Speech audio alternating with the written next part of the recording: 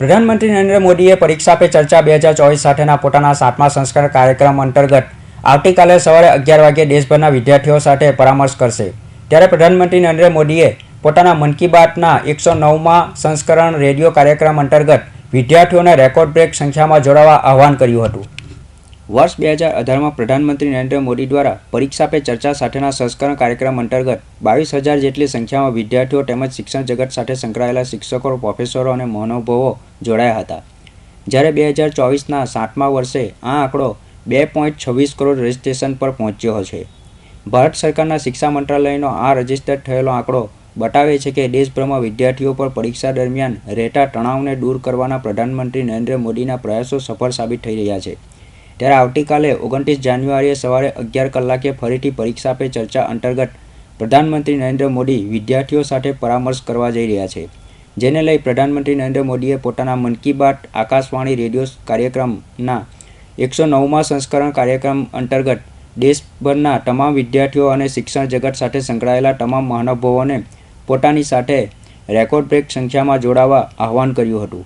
साथियों, कल 29 तारीख को सुबह 11 बजे हम परीक्षा पे चर्चा भी करेंगे।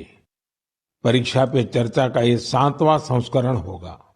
ये एक ऐसा कार्यक्रम है जिसका मैं हमेशा इंतजार करता हूँ। इससे मुझे स्टूडेंट्स के साथ बातचीत करने का मौका मिलता है और मैं उनके परीक्षा संबंधी तनाव को कम करने का भी प्रयास करता हूँ। पिछले 7 वर्षों में परीक्षा पे चर्चा शिक्षा और परीक्षा से संबंधित कई मुद्दों पर बातचीत करने का एक बहुत अच्छा माध्यम बनकर उभरा है। मुझे खुशी है कि इस बार 2.25 करोड़ से अधिक विद्यार्थियों ने इसके लिए रजिस्ट्रेशन कराया है और अपने इनपुट भी दिए हैं। मैं आपको बता दूं कि जब हमने पहली बार 2018 में ये कार्यक्रम शुरू किया था तो यह संख्या केवल 22,000 थी। स्टूडेंट्स को प्रेरित करने के लिए और परीक्षा के तनाव के बारे में जागरूकता फैलाने के लिए बहुत से अभिनव प्रयास भी किए गए हैं। मैं आप सभी से, विशेषकर युवाओं से, विद्यार्थियों से आग्रह करूंगा कि वे कल रिकॉर्ड संख्या में शामिल हो। मुझे भी आपसे बात करके बहुत अच्छा लगेगा।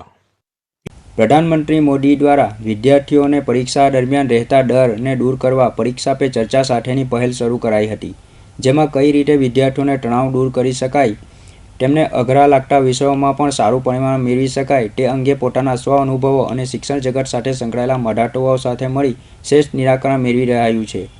જે દરમિયાન વિદ્યાર્થીઓ પણ પરીક્ષા સમયે પોતાને મૂંઝવણમાં મૂકતા પ્રશ્નો પ્રધાનમંત્રી નરેન્દ્ર મોદી સાથે નિખાલસ રૂપે શેર કરે છે, જેનું સચોટ માર્ગદર્શન પરીક્ષા પે ચર્ચા અંતર્ગત વિદ્યાર્થીઓ મેળવી રહ્યા છે।